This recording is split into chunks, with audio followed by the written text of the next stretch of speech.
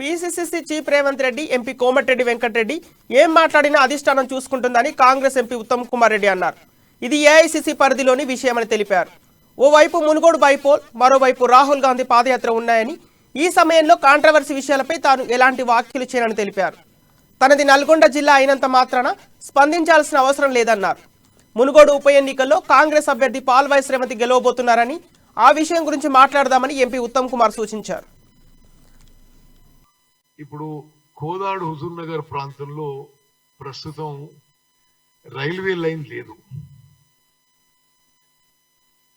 కొన్నేళ్ల సంధి అక్కడ ఒక నూతన రైల్వే లైన్ కోసం ముమ్మరంగా ప్రయత్నాలు చేయడం జరిగింది.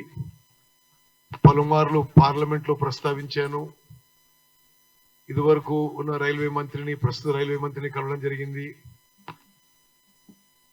మరి కేంద్రంలో రైల్వే బోర్డు చైర్మన్ అధికారులతో కూడా అనేక సందర్భాల్లో కలవడం, రిప్రజెంట్ చేయడం జరిగింది. ప్రధానంగా విషయం ఏంటంటే కోదాడు హుజూర్ నగర్ ప్రాంతాలు చాలా పొటెన్షియల్ ఉన్న ఏరియాస్. అంటే రాష్ట్రంలో దేశంలోనే ఒక సిమెంట్ హబ్ గా ఉంటూ, సిమెంట్ మ్యానుఫ్యాక్చరింగ్ హబ్ గా ఉంటూ, అదేవిధంగా ప్యాడీ ప్రొడక్షన్ కానీ, రైస్ మిల్లింగ్ కానీ, రైస్ కానీ అక్కడి నుంచి దేశ